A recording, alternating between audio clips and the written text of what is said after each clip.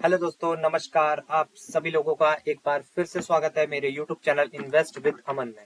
तो वीडियो शुरू करने से पहले जरूर ये कहना चाहूंगा, वीडियो आप लोगों को पसंद आए तो उसे लाइक करें, शेयर करें एंड चैनल को सब्सक्राइब करना तो बिल्कुल भी ना भूलें। एंड क्लियर कट हमेशा की तरह डिस्क्लेमर आपको याद रखना है, ये किसी भी तरह का जितने भी स्टॉक्स की हम इस वीडियो में बात करने जा रहे हैं, ये किसी भी तरह का बाय सेल या होल्ड का रिकमेंडेशन बिल्कुल भी नहीं है।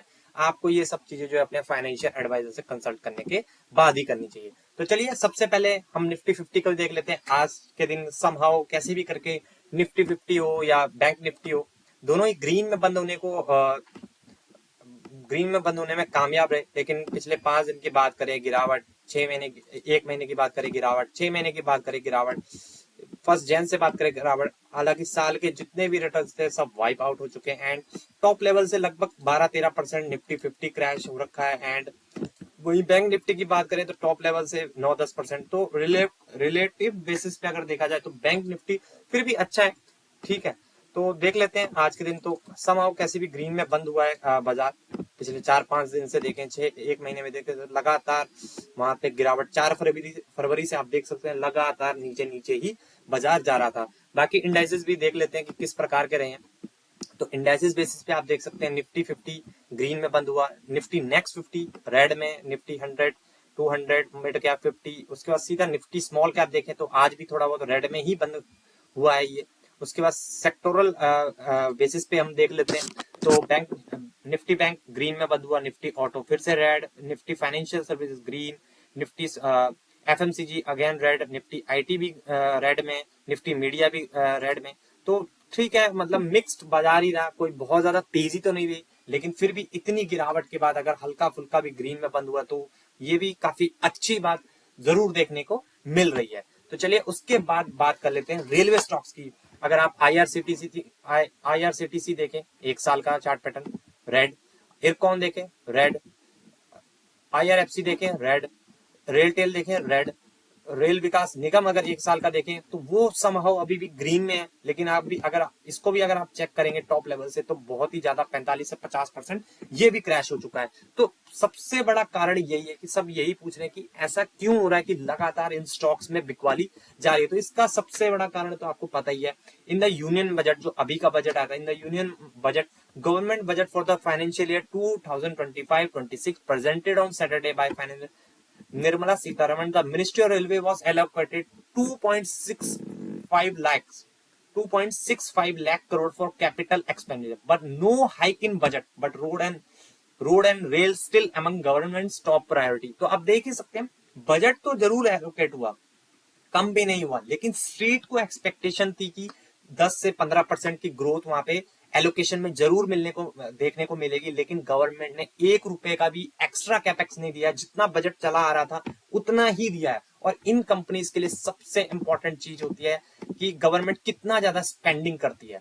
तो ऑब्वियस सी बात है, जब स्पेंडिंग रुक जाती है या एक ही दायरे में हो जाती है तो ऑब्वियस सी बात है इनको ऑर्डर्स कम मिलेंगे, और अगर ऑर्डर्स कम मिलेंगे तो प्रॉफिट्स ग्रोथ कम होगी। तो यही सबसे बड़ा कारण है कि इन स्टॉक्स में लगातार पिटाई होते हुए देखने को मिल रही है। और वैसे ही बात करें 5 साल की बात करें, आईआरसीटीसी जो एक टाइम पे इतने अच्छे रिटर्न दे रहा था वो 100% के अंदर आ गया है, ठीक है। इरकॉन की बात करें तो 5 साल में अभी भी 171% के रिटर्न है। तो ऐसा नहीं है कि इन स्टॉक्स में बिल्कुल रिटर्न नहीं देखे दिए, लेकिन अगर आप देखें एकदम टॉप लेवल से तो 600% के रिटर्न्स थे, वो क्रैश हो के 5 साल में 171% के हो गए हैं।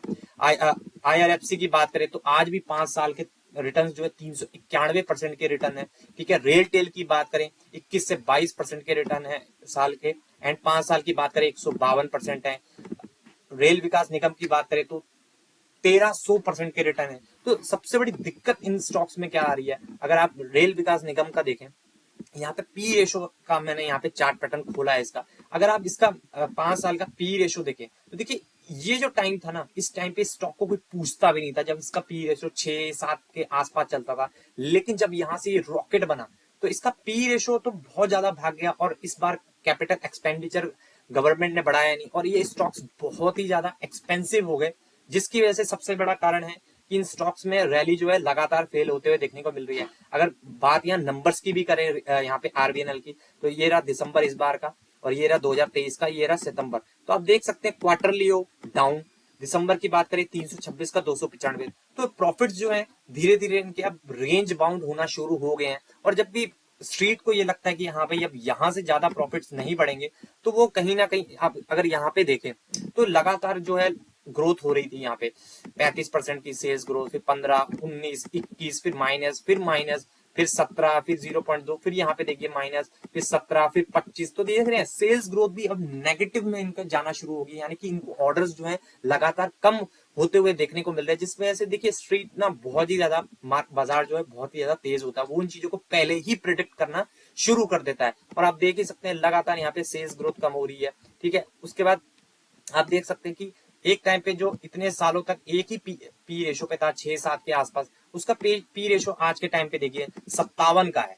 ठीक है, इंडस्ट्री पी 19 का है। तो आप देख सकते हैं 3 गुना महंगे पी रेशो पे ये कंपनी जो है ट्रेड करते हुए देखने को मिल रही है। तो ऑब्वियस सी बात है, जब पी रेशो महंगा है यानी कि लोगों को ये लगता है कि आने वाले टाइम पे भी ये प्रॉफिट्स कमाएंगे। देन अगर लोगों को ये पता लगेगा मार्केट के बड़े प्लेयर्स को कि हाँ भाई कैपेक्स तो बढ़ा नहीं, तो धीरे धीरे इनके प्रॉफिट्स कम आएंगे, तो ये पी रेशो जो है सस्टेनेबल नहीं है। सस्टेनेबल आगे आने वाले प्रॉफिट की उनको विजिबिलिटी अगर नहीं दिखती है, तो वो इसी तरह की करेक्शन जो है स्टॉक्स में आना शुरू हो ही जाते हैं। उसके बाद एक और स्टॉक भी देख लेते हैं, यहाँ पे IRFC भी अगर आप चेक करें तो इसका भी पी रेशो आप देखेंगे, स्टॉक भी 24 का है, इंडस्ट्री भी 18 का है। ठीक है, और इसका भी पी रेशो का अगर मैं चार्ट पैटर्न यहाँ पे आपको दिखा दूं 5 साल का, तो ये देखिए यहाँ से जो पी रेशो भागा, गजब का भागा एकदम से। तो यही है कि बहुत ही ज्यादा ओवर वैल्यूएशन जो है इन स्टॉक्स में हो गया था। ठीक है, उसके बाद नंबर्स की बात कर लेते हैं। यहाँ पे 1631, 1613, तो कोई बहुत बड़ी ग्रोथ नहीं है, एकदम फ्लैटिश नंबर इस कंपनी ने भी पेश किए थे। एंड स्टॉक जो है, और अगेन मैं आपको बता चुका हूँ कि पी रेशो के हिसाब से बहुत ही महंगा है। अगर आप इन्हीं 4-5 स्टॉक्स के पी रेशो वगैरह इन सब चीजों को देखेंगे तो आपको ये पता लग ही जाएगा। ये देखिए इसका पी रेशो 53 का है, रेल विकास निगम का। ठीक है, उसके बाद आप रेल टेल का देखिए 37 का। और आपने एक चीज हमेशा नोटिस करी होगी, ये जो गवर्नमेंट कंपनीज होते हैं इनके पी रेशो हमेशा कम होते हैं, और जब बहुत ही ज्यादा इनके पी रेशो बढ़ जाते हैं तो इसी तरह की करेक्शंस हमें देखने को मिल जाती हैं। और मीडियन पी भी देखिए 6.8 का है, एंड इसका एक्चुअल पी रेशो अभी क्या चल रहा है 24। तो ऑलरेडी आपको ये देखने को मिल ही रहा होगा कि बहुत ही ज्यादा महंगे वैल्यूएशन पे ये ट्रेड हो रहे हैं, एंड आगे की विजिबिलिटी क्लियर नहीं है। एंड गवर्नमेंट ने अपना कैपेक्स का प्लान भी यहाँ पे थोड़ा सा कम कर दिया, यानी कि ठंडे बस्ते में थोड़ा, ऐसा नहीं है कि उन्होंने एलोकेशन किया ही नहीं है, जो पिछले साल था वही सेम एलोकेशन है, लेकिन उम्मीदें जिस पे ये जो बजट है वो खरा नहीं उतरा। देखिए है तो वैसे अच्छा ही, लॉन्ग टर्म के हिसाब से अच्छा ही है। अगर आप ये सोचे कि हर साल रेलवे का बजट 10-15% ऐसे ऐसे बढ़ता रहेगा, तो ये चीजें सस्टेनेबल नहीं होती है। ये होने ही वाला था, आज नहीं तो कल, इस साल नहीं होता तो वो अगले साल होता, लेकिन ये होने ही वाला था। लगातार आप कैपेक्स करते हुए नहीं रह सकते, क्योंकि आपको बाकी चीज भी देखनी होती है, क्योंकि इस बार जो है गवर्नमेंट ने मिडिल क्लास पे ज्यादा फोकस दिया था। तो अगर आप किसी एक चीज पे ध्यान देंगे तो दूसरी चीज से आपको कॉम्प्रोमाइज करना ही पड़ेगा। और यही सेम चीज जो है डिफेंस शेयर्स के लिए भी सेम है। वहां पे भी एलोकेशन बिल्कुल ना के, वहां पे तो फिर भी थोड़ी बहुत ग्रोथ हुई है, लेकिन वो भी एक ना के बराबर ही ग्रोथ देखने को मिल रही है। तो चलिए नेक्स्ट अपडेट पे आ जाते हैं, जिसका नाम है सेंको गोल्ड लिमिटेड। तो इस स्टॉक में भी लगातार गिरावट देखने को मिल रही है।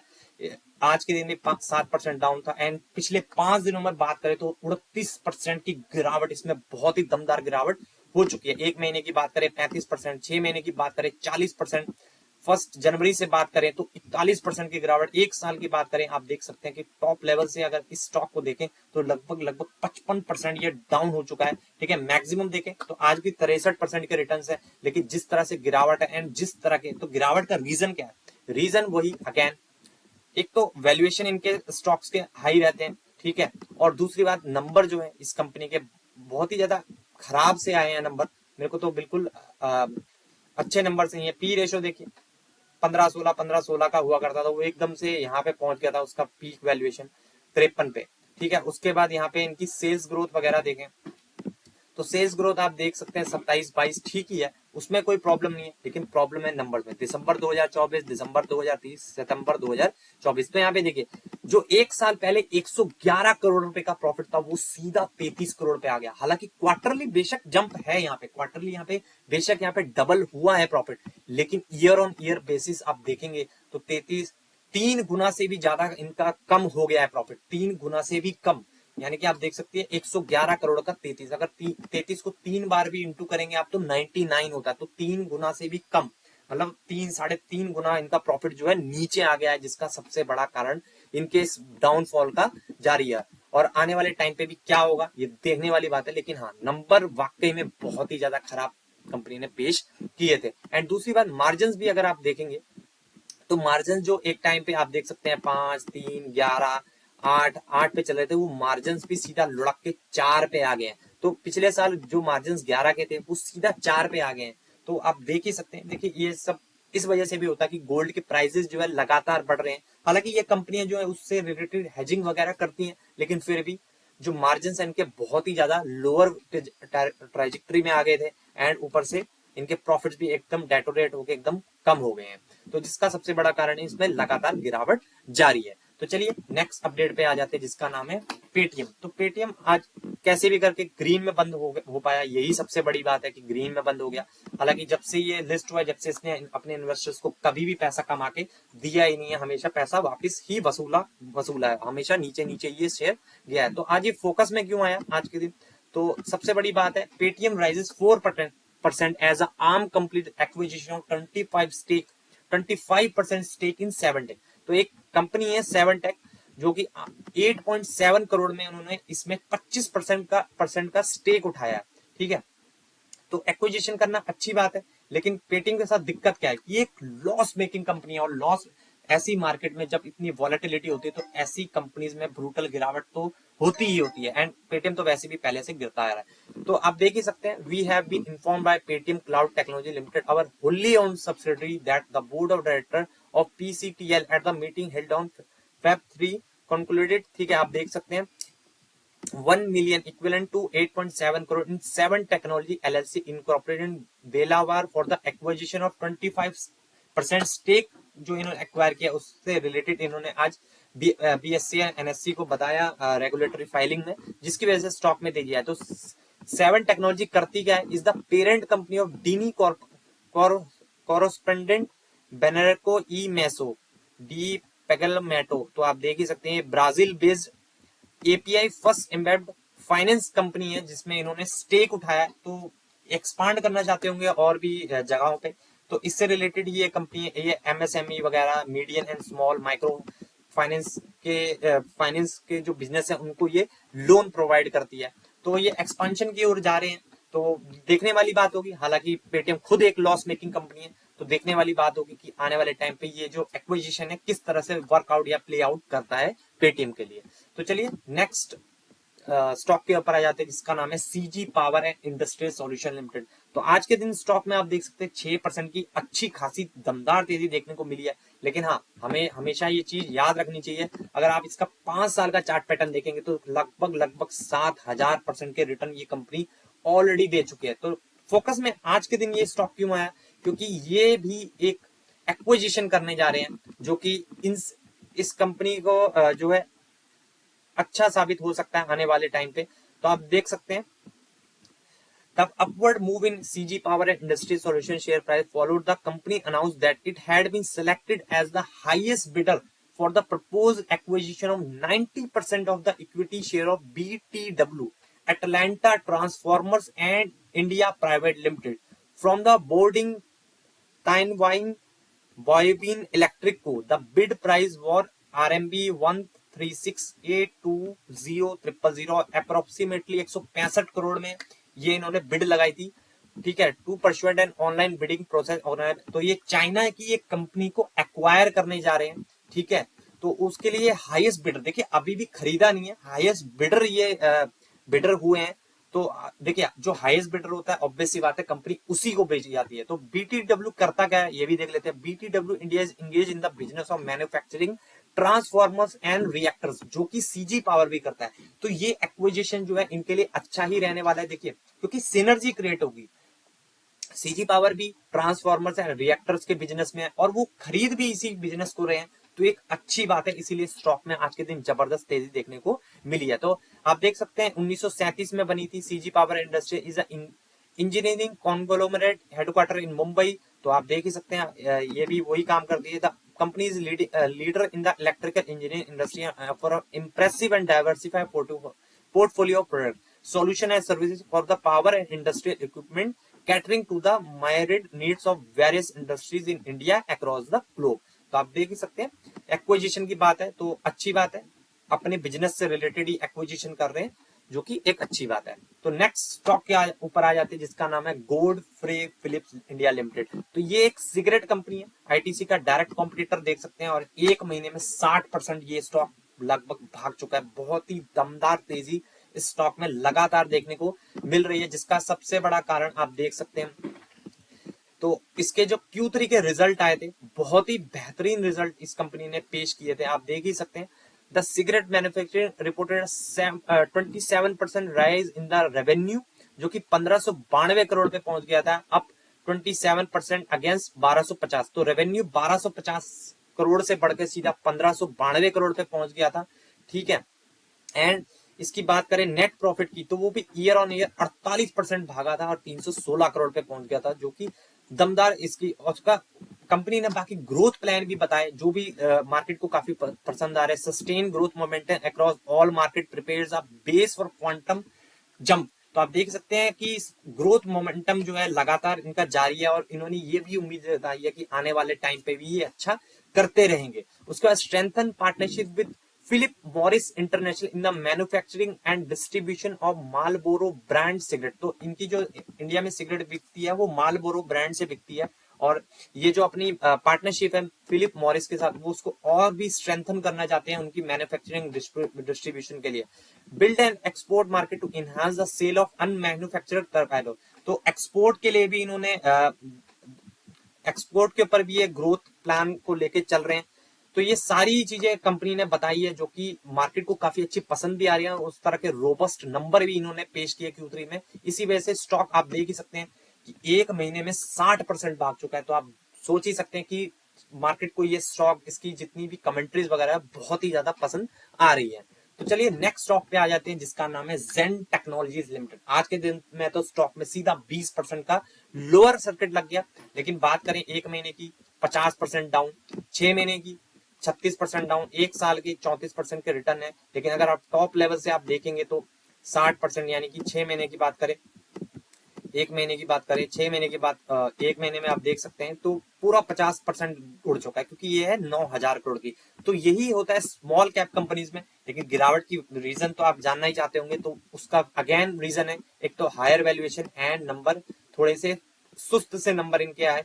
दिसंबर आप देख सकते हैं, ठीक है, 30 करोड़ का प्रॉफिट 43 हुआ, लेकिन क्वार्टरली देखिए 63 का सीधा 43 हो गया। एंड दूसरा जो मार्जिन 38 के थे वो 38 पे रहे, वो कोई बड़े नहीं। एंड सेल्स ग्रोथ भी आप देख सकते हैं 53% की है, ठीक है, जो एक टाइम पे 264, 92, 47, 90 पे चल रही थी। तो सेल्स ग्रोथ भी ओनली 53% पे आई है। सेल्स आप देख सकते हैं कि जो एक साल पहले इनके सेल्स के नंबर थे वो 100 करोड़ पे थे, वो 152 पे आए, और 242 का 152 पे। तो ग्रोथ में जहां पे भी अगर दिक्कत लगती है मार्केट को, तो वो उसको डायरेक्ट पनिश करना शुरू कर देता है। तो इसी वजह से आज के दिन जेन टेक्नोलॉजी में भी 20% का लोअर सर्किट लग गया। उसके बाद बात कर लेते हैं गोल्ड की। तो गोल्ड लगातार तेजी में, आप देख ही सकते हैं 87,000 पे पहुंच के आए, 87,210 पे। एंड जब जब गोल्ड बढ़ेगा तो दो कंपनियों को इसका, हालांकि और भी कंपनी है हालांकि, लेकिन ये जो दो कंपनियां डायरेक्टली जुड़ी हुई हैं, एक तो ज्वेलरी वाली कंपनी होती है एंड दूसरी कंपनियां होती हैं गोल्ड फाइनेंस से रिलेटेड। तो मुथूट फाइनेंस लगातार, हालांकि रेड में बंद हुआ है, लेकिन एक साल की बात करें 65% के शानदार रिटर्न है। 5 साल की भी बात करें 145% के रिटर्न है। एंड मनापुरम की बात करें तो 5 साल में तो कोई रिटर्न नहीं, लेकिन आज के दिन 9% की लगभग तेजी देखने को मिली है। तो गोल्ड के प्राइस जब जब बढ़ते रहेंगे तो इन कंपनीज को डायरेक्टली इनडायरेक्टली फायदा होता ही रहेगा, क्योंकि मैंने आपको पहले भी वीडियोस में बताया था कि ये जो काम कर मुथूट फाइनेंस या मनापुरम क्या करती है, ये गोल्ड के अगेंस्ट आपको लोन देती है। तो अगर मान लीजिए आपने 1 लाख का गोल्ड के ऊपर लोन दिया था, और उस टाइम पे अगर गोल्ड का प्राइस जो है 50,000 चल रहा था, और आज की डेट में वो 87,000 का हो गया है, तो ये कंपनी उसी गोल्ड पे आपको ज्यादा लोन देने में सक्षम है। वही गोल्ड पे, क्योंकि उस गोल्ड की कीमत बढ़ गई तो वो आपको ज्यादा लोन दे पाएंगे, और ज्यादा लोन दे पाएंगे तो ज्यादा बिजनेस होगा, ज्यादा इंटरेस्ट मिलेगा। तो ऑब्वियस सी बात है स्टॉक प्राइस में भी रैली देखने को मिल ही जाएगी। तो यही सबसे बड़ा कारण है कि इनको डायरेक्टली गोल्ड के प्राइस बढ़ने का फायदा मिल जाता है। तो चलिए, जितनी भी सारी आज के दिन की इंपॉर्टेंट अपडेट्स थी मैंने वीडियो में कवर कर ली है। तो डिस्क्लेमर याद रखना, ये किसी भी तरह का बाय सेल या होल्ड का रिकमेंडेशन बिल्कुल भी नहीं है। आपको ये चीजें जो है अपने फाइनेंशियल एडवाइजर से कंसल्ट करने के बाद ही करनी चाहिए। तो चलिए मिलते हैं नेक्स्ट वीडियो में, तब तक के लिए